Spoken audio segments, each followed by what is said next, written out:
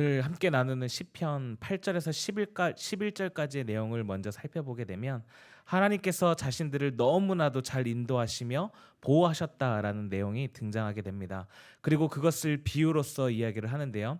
이스라엘 백성들은 자신들을 포도나무로 비유하고 하나님을 그 포도나무를 가꾸시는 분, 그러니까 농부로서 이야기하는 장면을 오늘 8절부터 살펴볼 수가 있습니다. 참 이 나무라는 게 그런 것 같습니다. 잘 가꾸지 않으면 나무가 잘 크지가 않습니다. 저희 아버지께서 옛날에 영등포역을 지나가시다가 추운 겨울에 박스 한 장 깔고 자고 있는 노숙자를 보시고 갑자기 거기에 꽂히셔서 노숙자 도와주는 사역을 하셨었습니다. 참 노숙자들을 위해서 별의별 일들을 다 하셨는데요. 먹을 것도 갖다 주고 옷도 갖다 주고 집에도 데려오고 진짜 많은 일들을 하셨습니다. 또 어떤 일들을 하셨냐면 전라남도 고흥에 이제 땅을 사고 집을 사서 거기에 노숙인 재활센터를 만들려고 하셨었습니다. 근데 말이 재활센터지 그냥 시골집 하나 얻어가지고 거기에서 이제 노숙자들 먹고 자게 만들던 그런 곳이었었습니다. 그렇게 한 3-4명의 노숙자분들을 거기에 모셔놓고 이제 생활을 했었었는데요. 그래도 이제 재활센터이다 보니까 돈을 주는 것이 아니라 그분들이 스스로 일을 할 수 있게끔 자립할 수 있도록 하기 위해서 했었던 일이 무엇이냐 하면 나무를 심는 일이었습니다. 땅을 매입한 뒤에 이제 거기에 묘목들을 심기 시작을 하는 거죠. 그 한 수백 그루를 심었다고 합니다. 그리고 그 묘목들이 이제 5년, 10년이 지나서 성장을 하게 되면 가격이 이제 몇 배 이상 뛴다라는 거예요. 그러니까 이거 완전 돈 버는 장사 아닙니까? 길거리의 나무들을 보면 그 누가 아무도 관리 안 하는 것 같은데 알아서 잘 크는 게 나무인 것 같은 줄 알았습니다. 그래서 이거 잘 되겠다라고 생각을 했었었는데 사실상 그렇지 않더라고요.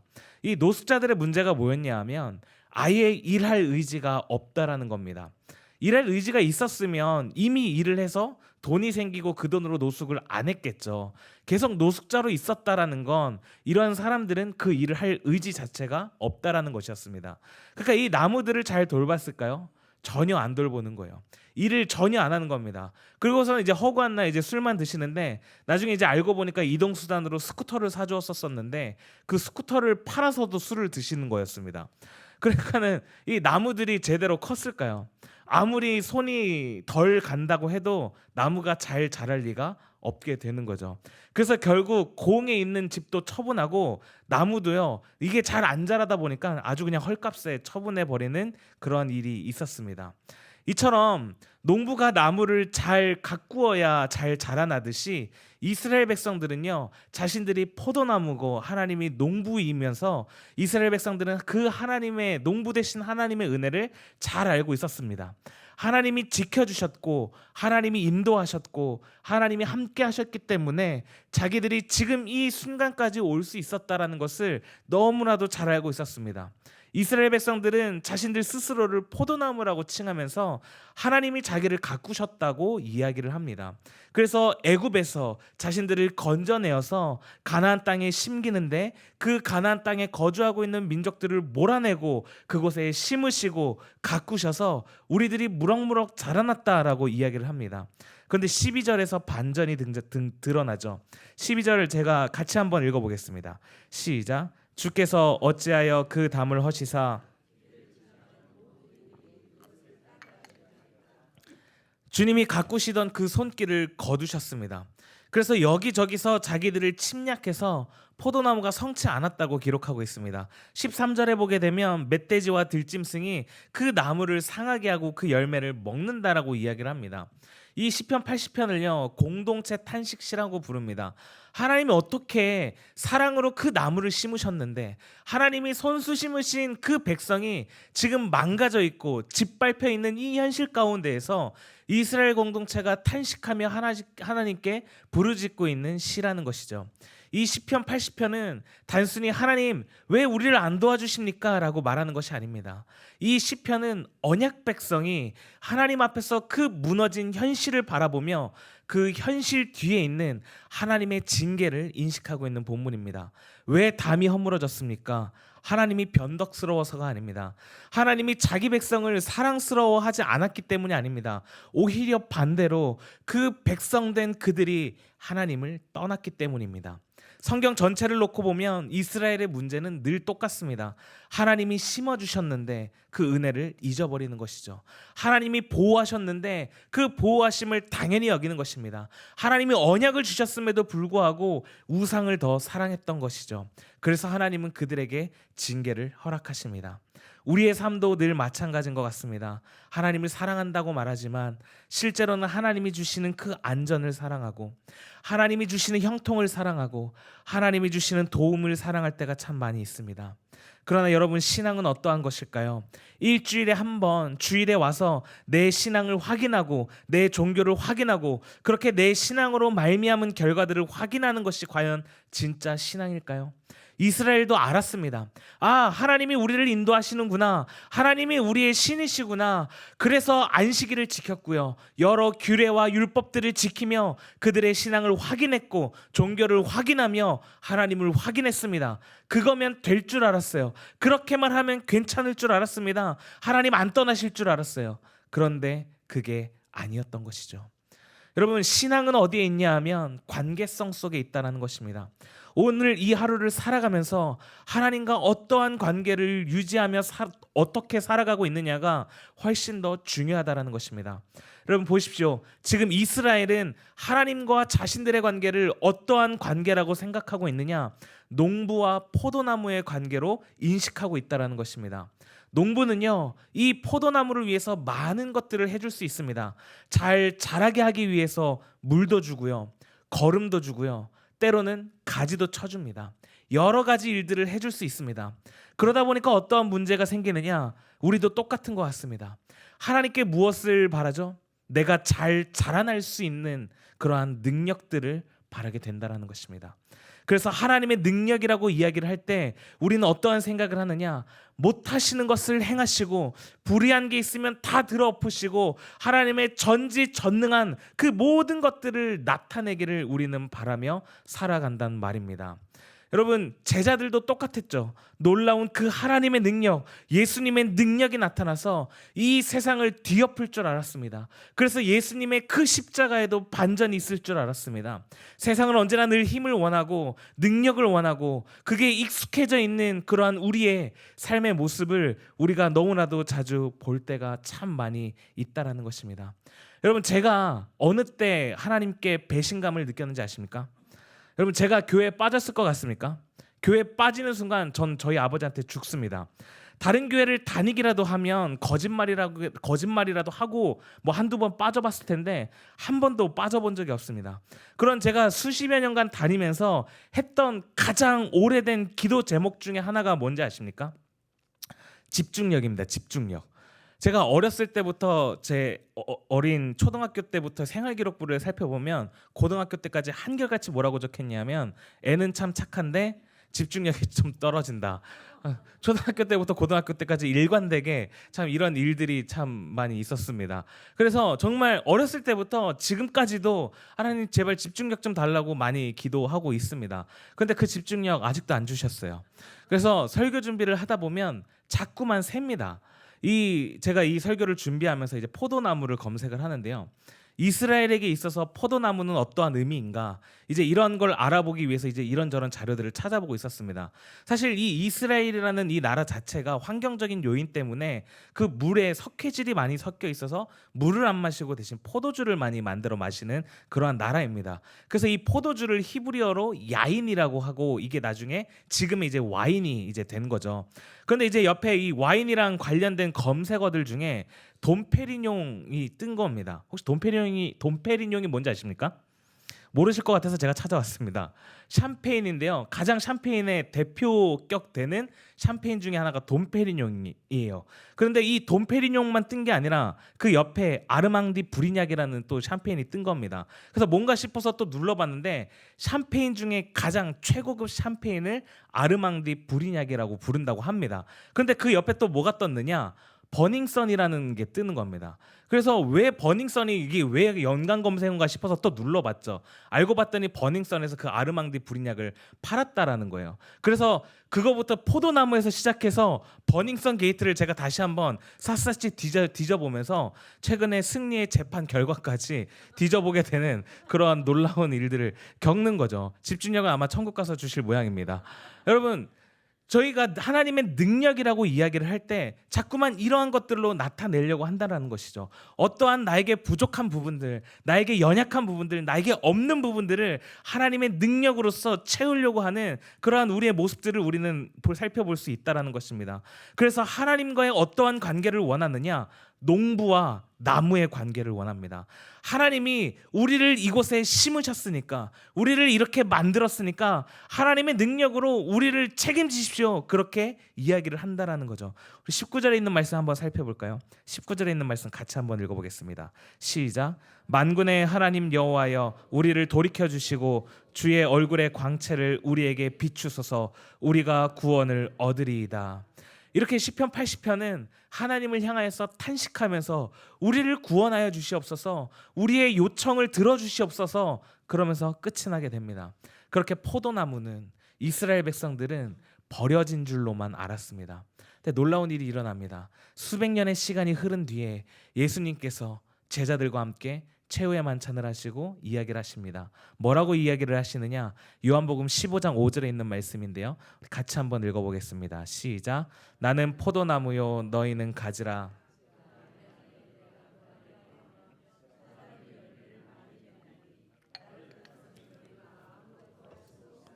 아멘. 그때 그 자리에 있던 사람들은 아마 큰 충격에 빠졌을 것입니다. 그동안 구약 성경을 열심히 공부했던 사람들, 유대인들은, 또 제자들은요, 포도나무가 선택받은 이스라엘 백성인 줄 알았습니다. 자신들이 포도나무인 줄 알았단 말이에요. 그리고 하나님께서 그 포도나무를 가꾸지 않으셔서 지금 자기들이 이렇게 힘없이 살아가는 줄 알고 있었단 말입니다. 자신들이 로마의 지배를 받으면서 이렇게 힘들게 살아가야 되는 이유가 하나님이 자신들을 책임지지 않아서 그런 줄 알았단 말이죠. 그런데 예수님께서 지금 폭탄과도 같은 말씀을 하십니다. 나는 포도나무요. 너희가 포도나무가 아니라 내가 바로 포도나무다. 15장 1절에 보니까 나는 참 포도나무라고 이야기를 합니다. 너네는 포도나무가 아니야, 내가 진짜 포도나무야 라고 말씀하고 있는 것이죠. 예수님의 폭탄 선언입니다. 그동안 이스라엘 백성들은 자신들이 포도나무인 줄 알았고 하나님이 농부인데, 그 농부가 이제는 이 포도나무에 가망성이 없어, 그래서 포도나무를 버린 줄 알았는데 그게 아니었던 것이죠. 하나님이신 예수님께서 직접 이 땅에 오시어 참 포도나무가 되어주신 것입니다. 제가 인터넷을 보다가 근래에 가장 충격적인 글이 무엇이었냐 하면 이러한 글이었습니다. 내가 지금 이렇게 힘들게 사는 이유가 무엇인 줄 아냐? 부모님이 노력을 안 해서 그렇다라는 거예요. 부모님이 노력을 했으면 돈도 많이 벌었을 거고, 그러면 그 돈 내게 물려줄 거나 내게 더 많은 기회가 주어졌을 건데 라는 이야기를 제가 글을 본 적이 있습니다. 정말 여기까지 올라오지만 정말 많이 참았었습니다. 왜 이럴까요? 왜 이러한 글들이 올라올까요? 자기들이 나무라고 생각을 하는 거예요. 남들을 보니까 자기를 가꿔주는 농부를 보면 나무를 위해서 영양가 좋은 흙, 마사토 이런 거 깔아주고 영양제 놔주고 엄청 비싼 가위로 가지를 쳐주고 잘 자랄 수 있도록 비닐하우스 쳐주고, 그런데 난 아무것도 없는 거예요. 그러니까 누구 탓하는 거예요? 농부 탓하는 겁니다. 만약 그런 거라면 저희 아버지는, 네, 그렇습니다. 예전에 배다 수련회 할 때 이제 50대 60대 분들과 수련회를 같이 갔던 적이 있는데요. 이제 저녁에 고기를 굽고 밥을 먹고 있었는데 한 남자 집사님과 같이 대화를 나눴었습니다. 그때 저한테 이런저런 거를 물어보시더라고요. 그러면서 이제 저의 재정 상황도 물으시더라고요. 그래서 이 집사님이 그때는 학교 다닐 때니까 등록금이라도 주시려나? 그래서 재정 상황이 좋지 않다, 도와주는 사람도 없다 그랬더니 집사님이 막 화를 내시면서 아니 어떻게 아버지도 안 도와주실 수 있냐고, 적어도 대학원 졸업할 때까지는 아버지가 도와주셔야 하는 거 아니냐고. 그래서 제가 뭐라 그랬는지 아십니까? 맞아요, 어떻게 아버지가 안 도와주실 수 있죠? 라고 반문을 했습니다. 저도 모르겠습니다, 왜 안 도와주시는지. 똑같이 어렵기 때문에 그렇지 않겠습니까? 그런데요, 전 나름 잘 살고 있습니다. 왠지 아십니까? 전 제가 나무가 아니기 때문입니다. 그래서 돈이 없으면 어떻습니까? 힘들죠. 힘든데 괜찮습니다. 나이가 많으면 어떻습니까? 불리하죠. 하지만 괜찮습니다. 왜냐하면 저는 나무가 아니기 때문입니다. 너무나도 많은 사람들이 착각을 한단 말이죠. 자기가 나무라고 생각한단 말이죠. 내가 내 삶의 뿌리를 내려야 한다라고 생각을 합니다. 내가 잘해야지만 살 수 있다라고 생각을 하는 거죠. 내가 버텨야지만 살아날 수 있다라고 생각을 하는 겁니다. 내가 성공해야지만 가치가 있다고 생각을 하는 거예요. 내가 결과를 만들어내야지만 의미 있다고 생각을 합니다. 입술로는 하나님을 믿는다라고 이야기를 하지만 실제 삶에서는 내가 나무로서 살아가려고 한단 말이죠. 이게 왜 무서운지 아십니까? 내가 나무라고 생각하는 그 순간부터 모든 부담이 나에게 찾아옵니다. 농부가 좋은 흙을 깔아주기도 하고 해충을 잡아주기도 하지만 뿌리를 누가 내려야 돼요? 내가 내려야 됩니다. 비바람이 올 때마다 그걸 누가 버텨내야 되는 거예요? 뿌리 내린 나무가 버텨야 하는 겁니다. 열매를 누가 맺어야 하는 거예요? 나무인 내가 맺어야 하는 겁니다. 그러니까 그게 너무 힘드니까 어떻게 하는 거예요? 자꾸만 농부 탓을 하는 겁니다. 아, 좋은 흙만 있었으면 보라고. 내가 뿌리를 더 잘 내릴 수 있지 않았겠냐고. 농부가 비닐하우스만 만들어 줬었으면 이 비바람에도 내가 잘 버틸 수 있지 않았겠냐고. 자꾸 농부 탓을 하면서 이 싸구려 흙이 고운 흙이 되기를, 내 주변에 비닐하우스가 생기기를, 그러한 기적들을 바라며 살아가는 모습이 나무의 모습이라는 거죠. 그러니까 늘 불안합니다. 초조합니다. 늘 비교해요. 왜요? 내가 나무로서 살아가려고 하기 때문입니다. 여러분, 신앙생활의 힘듦도 마찬가지 아니겠습니까? 교회는 다닙니다. 예배도 드립니다. 기도도 해요. 봉사도 합니다. 그런데 마음속 깊은 곳에는 여전히 내가 나를 붙들고 있습니다. 하나님은 농부와 같이 도움을 주시는 분이고 실제 인생의 줄기는 결국 나라고 생각한단 말이죠. 그래서 신앙도 자기 관리처럼 되어버리는 겁니다. 하나님 안에서 쉬는 것이 아니라 하나님을 이용해서 더 잘 버텨보려고 하는 것이 되어버린다는 거죠. 여러분, 복음은 어디에 있을까요? 능력이 아니라 관계성 속에 있다는 것입니다. 여러분은 하나님과 어떠한 관계로 살아가고 계신가요? 나는 포도나무요, 너희는 가지라. 농부와 나무가 아니라 나무와 가지인 것입니다. 너희가 나무가 아니라는 것이에요. 우리는 나무에 붙어있는 가지라는 것입니다. 여러분, 시편 80편에서 자신들이 포도나무라고 생각했던 백성들은 하나님의 백성이었습니다. 하나님의 백성임에도 불구하고 그들은 하나님 없이도 살 수 있는 것처럼 행동했고 하나님께 속한 존재이면서도 하나님을 떠났습니다. 결국 그 포도나무는 무너졌습니다. 여러분, 예수님의 이 말씀을 꼭 기억하시기를 바라겠습니다. 나는 포도나무요, 너희는 가지라. 우리의 힘으로써, 나무로서 살아가려고 하는 우리들의 잘못된 그 방향을 예수님은 바로잡고 계시고 있다는 것입니다. 여러분, 복음이 무엇입니까?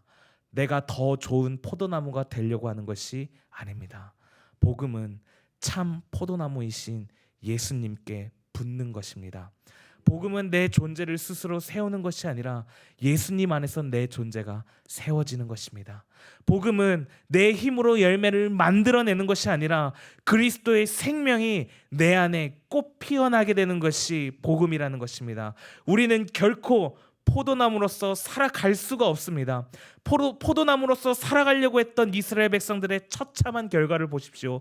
시편 80편의 내용은 나라의 멸망을 마주하고 있는 백성들의 탄식 섞인 목소리입니다. 스스로가 애굽에서 가져다가 민족들을 쫓아내시고 심기어진 포도나무인 줄 알았는데 그래서 기대한 열매를 맺지 못합니다. 아니, 오히려 멧돼지와 들짐승들에게 해를 입는 참담한 모습을 보여주고 있습니다. 스스로가 나무로서 살아갈 때에 실패하고 열매 맺지 못한 이 모습들은요, 성경에서 끊임없이 반복되어지는 인간의 가장 죄악된 모습 중에 하나입니다. 그러므로 예수님께서 나는 참 포도나무다라고 말씀하신 것은 스스로가 나무라고 착각하며 하나님을 떠나 살아가는 이 죄악된 백성들이 이제는 예수 그리스도 안에 거함으로 말미암아 언약 안에서 그 중보자를 통해 은혜로 회복되어짐을 이야기하고 있다라는 것입니다. 우리가 예수 그리스도 안에 있기만 한다면 죄인이 하나님과 화목되는 칭의와 연합을 이야기하고 있다는 것이죠. 여러분, 본질적으로 예수님과 다른 우리가 어떻게 예수님께 붙어 있을 수 있을까요? 어떻게 예수님으로 말미암아 화목해 될 수 있을까요? 혹시 접목이라고 들어보셨나요? 뭐 저보다 여기 앉아 계신 여러분들이 훨씬 더 잘 아실 거라 믿습니다. 접붙임이라고도 하죠. 이게 뭐냐면 두 나무를 잘라서 하나의 연결된 개체로 만드는 기술입니다. 그러기 위해서 어떻게 하느냐? 기준이 될 나무에 상처를 냅니다. 그리고 그 상처난 부분에다가 새로운 나무를 덧대어서 연결해 주는 거죠. 그러면 하나의 나무로서 접붙임이 되어 자란다고 합니다. 여러분, 예수님이 우리를 위하여 십자가에 찢기어 피 흘려 돌아가심으로 우리를 위한 접붙임을 준비하셨습니다. 우리는 그저 예수님의 말씀처럼 포도나무의 가지로 살아가면 되는 것입니다. 물론 가지에게도 여전히 매서운 추위가 닥쳐오는 겨울이 찾아옵니다. 강한 해가 내리쬐는 여름이 찾아옵니다. 그러나 버틸 수 있습니다. 왜요? 나무가 버텨주니까요. 우리는 그 나무에 붙어만 있으면 열매를 맺을 수 있다라는 것입니다. 사랑하는 여러분, 우린 이걸 알아야 됩니다. 하나님은 우리의 결과만을 바꾸시는 분이 아니라는 것이죠. 지금 처해 있는 상황이 너무나도 참담하고 고통스럽고 이 순간이 그냥 빨리 변했으면 좋겠지만, 하나님께서 능력을 발휘하셔서 이 상황을 해결해 주시면 좋겠지만, 그 상황에서 하나님은 결과만을 바꾸시는 분이 아니라 하나님은 어떠한 분이시냐? 참 포도나무로서 그 절망의 상황 가운데에서 가지인 나와 여러분과 함께 하시는 분이라는 사실을 꼭 기억하시기를 바라겠습니다. 그래서 예수님께서는 너희는 포도나무가 아니라 가지라고 말씀하고 계시는 것입니다. 그리고 너희들이 내 안에, 내가 너희 안에 있어야 열매를 많이 맺을 수 있다라고 말씀하고 있습니다. 그렇다면 가지의 삶은 무엇입니까? 먼저는 붙어 있는 삶입니다. 가지가 해야 할 가장 중요한 일은, 가장 대단한 일은 붙어 있는 것입니다. 다른 그 어떠한 일이 아니라 붙어 있는 것입니다. 가지가 줄기에서 떨어지면 끝입니다. 아무리 굵은 가지라도, 아무리 기다란 가지라 할지라도 나무에서 떨어지는 순간 생명력을 잃어버리게 된다는 것이죠. 가지의 생명은 나무에서 오기 때문입니다. 우리도 마찬가지이겠죠. 성도의 가장 중요한 일은 다른 그 어떠한 일을 하는 것이 아니라 주님께 붙어 있는 것입니다. 그렇기 때문에 예배, 기도, 말씀, 그리고 교회, 이 생활이 먼저 되어야 한다는 것이죠. 그런데 우리는 자꾸 이걸 반대로 생각합니다. 예배를 드릴 때 내가 예배를 잘 드려야 의미 있다고 생각합니다. 기도할 때에도 멋있는 말을 쏟아내야 의미가 있다라고 생각합니다. 신앙도 내가 성과를 내야 한다라고 생각한다라는 거죠. 그러나 기억하십시오. 신앙의 본질은 잘하는 것이 아니라 붙어 있는 것입니다. 그렇게 붙어 있을 때 우리는 생명을 공급받게 됩니다. 가지 안에는 독립적인 생명이 없습니다. 나무로부터 그 생명을 공급받게 되는 것이죠. 그러므로 성도는 자기 안에서 생명을 찾아서는 안 됩니다. 그리스도에게서 생명을 받는 것이죠. 그러므로 내 감정이 좋을 때만 우리는 사는 것이 아닙니다.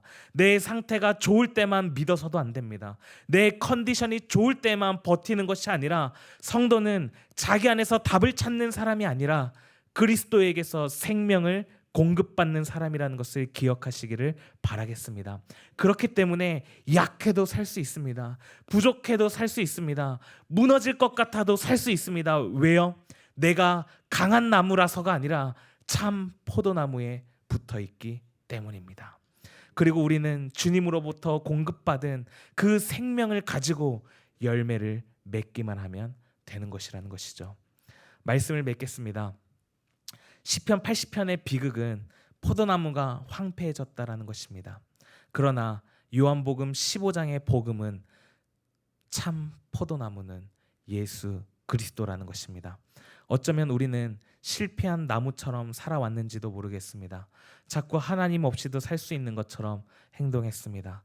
자꾸 내가 내 인생의 줄기와 뿌리인 것처럼 살아왔습니다. 그래서 지쳤고 무너졌고 불안했고 메말랐습니다. 그런 우리에게 예수님이 말씀하십니다. 나는 참 포도나무다. 너희가 나무가 아니라 내가 참 포도나무다. 그리고 너희는 가지다. 내 안에 거하라. 이 말은 우리를 부정하고 무너뜨리는 말이 아니라 우리를 살리는 말입니다.